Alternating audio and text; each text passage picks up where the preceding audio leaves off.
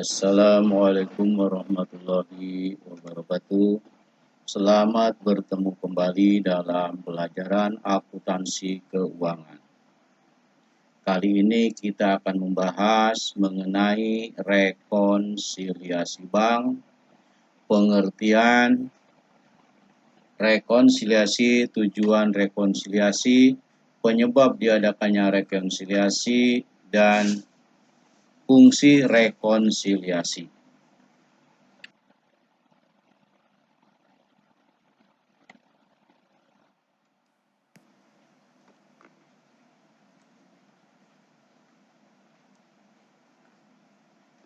Rekonsiliasi bank adalah sebuah rangkaian catatan informasi yang menjelaskan tentang perbedaan-perbedaan kas, seperti perbedaan antara catatan bank dengan catatan kas nasabah atau kas yang ada di perusahaan. Ada pula yang mengartikan kalau rekonsiliasi bank adalah sebentuk verifikasi dalam bentuk proses pencocokan data saldo perusahaan dengan catatan informasi terkait laporan perbankan.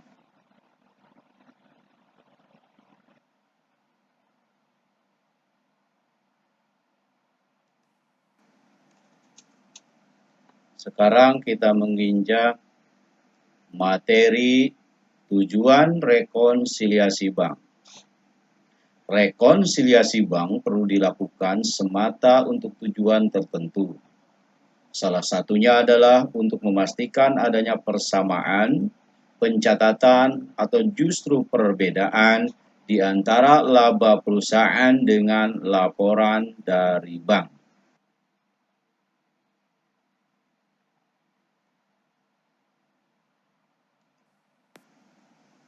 Komponen rekonsiliasi bank terdiri dari 1. Deposit in transit atau setoran dalam perjalanan.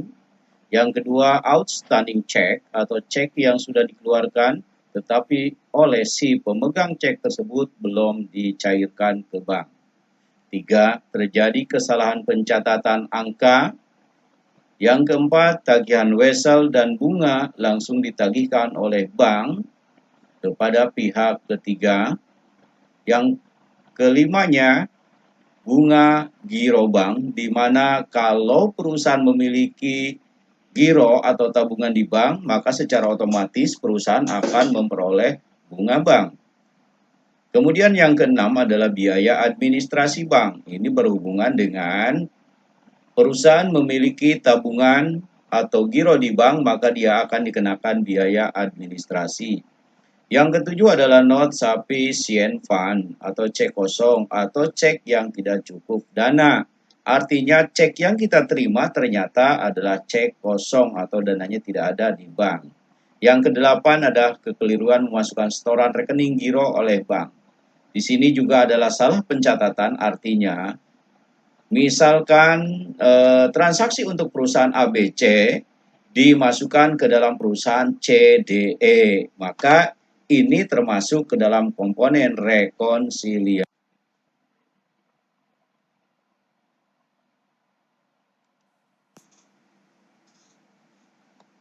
Penyebab perbedaan kas perusahaan dan kas yang ada di bank terdiri dari 8 komponen tadi, di mana 1 yaitu deposit in transit atau setoran dalam perjalanan. Ini akan mengakibatkan di buku perusahaan dan buku bank. Di buku perusahaan sudah menambah saldo kas, tetapi di buku bank belum menambah saldo kas. Yang kedua, outstanding check atau cek yang sudah dikeluarkan tetapi oleh si pemegang ternyata belum dicairkan. Di buku perusahaan sudah mengurangi, tetapi di buku bank belum mengurangi saldo. Yang ketiga adalah kesalahan pencatatan. Pengaruhnya tergantung jenis pencatatannya di perusahaan ataupun di bank. Yang keempat, tagihan wesel dan bunga langsung ditagihkan oleh bank. Bagi buku perusahaan adalah belum menambah saldo kas, tetapi bagi kas yang ada di bank sudah menambah saldo kas. Yang kelima, bunga giro bank. Di perusahaan belum menambah saldo kas, tetapi di buku kas bank sudah menambah saldo kas. Yang keenam, biaya administrasi bank di buku perusahaan belum mengurangi saldo kas, tetapi di buku kas bank sudah mengurangi saldo kas. Yang ketujuh, not sufficient fund atau cek kosong. Di perusahaan sudah menambah saldo kas, tapi harus dikurangi karena cek tersebut adalah kosong. Bagi buku bank atau kas yang ada di bank tidak berpengaruh. Kemudian yang kedelapan, kekeliruan memasukkan setoran rekening giro oleh pihak bank. Buku perusahaan sudah menambah saldo kas, tetapi di buku bank belum menambah saldo kas. Berarti poin ke-8 ini adalah kekeliruan yang dilakukan oleh perusahaan.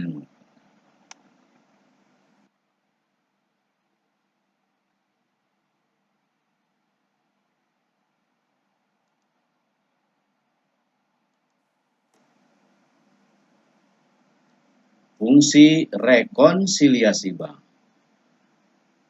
Yang pertama, untuk mengetahui jumlah nominal selisih saldo antara perusahaan dan bank.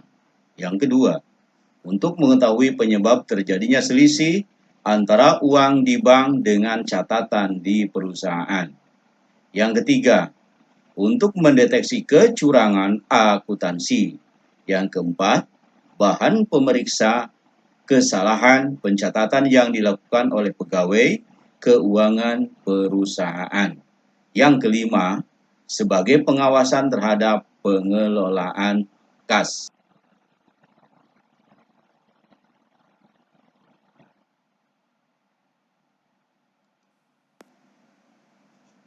Sekarang kita masuk ke contoh soal rekonsiliasi bank, bagaimana terjadinya. Contoh soal. PT Abadi Makmur menyimpan dananya di Bank XX.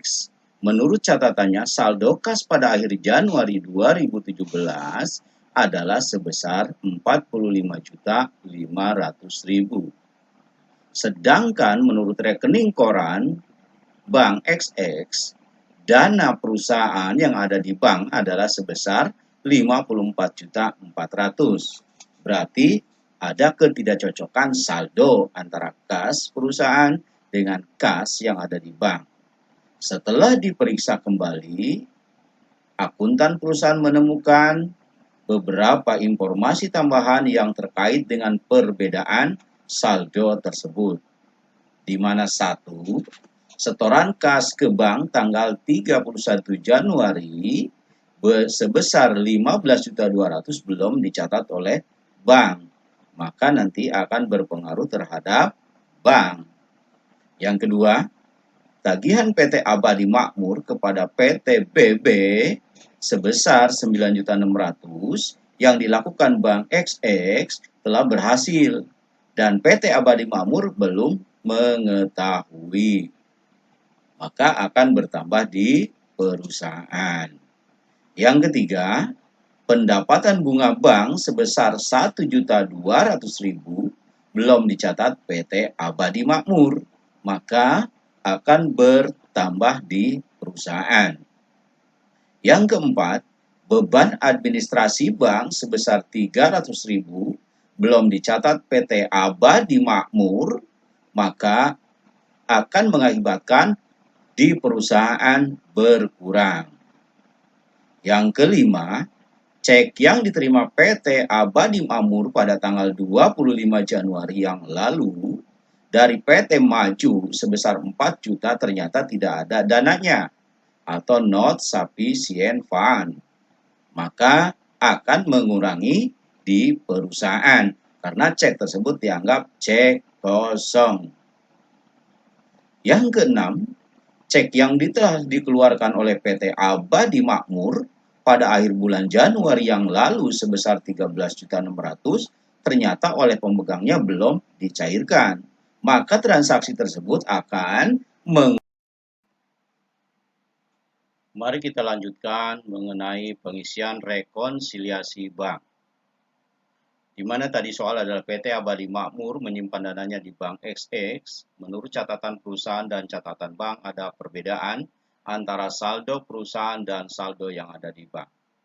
Di mana saldo perusahaan ini adalah sebesar 45.500.000. Sedangkan saldo bank adalah 54.400.000. Jadi lebih besar saldo yang ada di bank. Ternyata setelah ditelusuri ada beberapa transaksi yang memang berpengaruh terhadap bank dan terhadap perusahaan. Soal nomor 1, setoran kas ke bank tanggal 31 Januari sebesar 15.200.000 ternyata belum dicatat oleh bank. Maka secara otomatis di bank akan bertambah. Oke, kita tambahkan di bank. Di bank ada bertambah untuk setoran, yaitu deposit in transit sebesar 15.200.000. Ini soal yang pertama.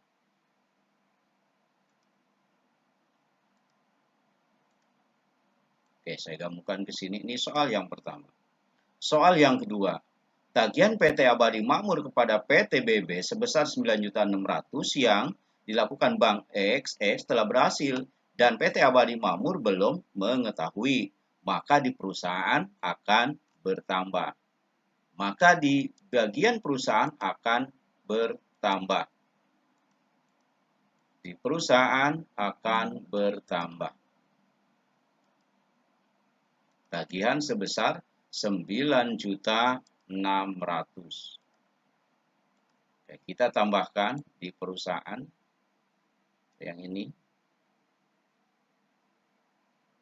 Kemudian soal yang ketiga, pendapatan bunga bank sebesar 1.200.000 belum dicatat oleh PT Abadi Makmur, maka di perusahaan akan bertambah. Oke, di perusahaan akan bertambah kembali pendapatan bunga bank. Ini dari soal nomor ini. Oke. Kemudian yang keempat, beban administrasi bank sebesar 3 juta belum dicatat PT Abadi Makmur. Beban administrasi bank sebesar 300.000 belum dicatat oleh PT Abadi Makmur. Maka di Abadi Makmur akan berkurang. Kita kurangkan di Abadi Makmur sebesar 300.000. 300.000. Kemudian yang kelima, cek yang diterima PT Abadi Makmur pada tanggal 25 Januari yang lalu dari PT Maju sebesar 4 juta ternyata tidak ada dananya atau cek kosong. Maka di perusahaan akan berkurang. Akan berkurang juga di perusahaan sebesar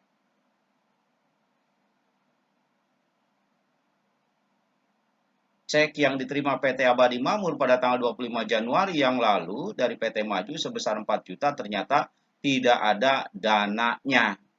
Tidak ada dananya. Oke, tidak ada dananya. 4 juta ini adalah cek kosong, maka otomatis akan mengurangi dan kas perusahaan. Oke, sebesar 4 juta. Cek yang telah dikeluarkan PT Abadi Makmur pada akhir bulan Januari yang lalu sebesar 13.600 ternyata oleh pemegangnya belum dicairkan. Otomatis akan mengurangi pihak bank. Oke, di bank akan berkurang sebesar 3.600.000. Ini akan mengurangi bank 13.600.000.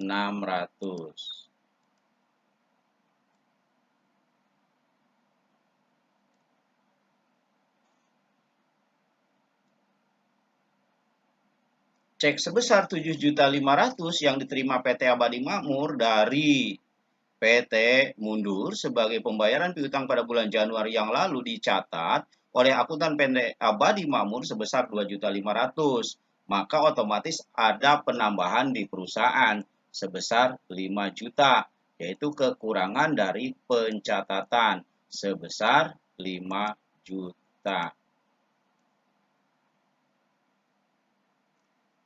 Oke. Kemudian cek sebesar 3.500.000 yang dikeluarkan oleh PT Abadi Makmur pada pertengahan bulan Januari yang lalu untuk membayar beban perbaikan kendaraan oleh akuntan perusahaan dicatat sebesar 2.500.000. Terjadi gitu ya, kekurangan pencatatan sebesar 1 juta rupiah. Oh, ini 1 juta.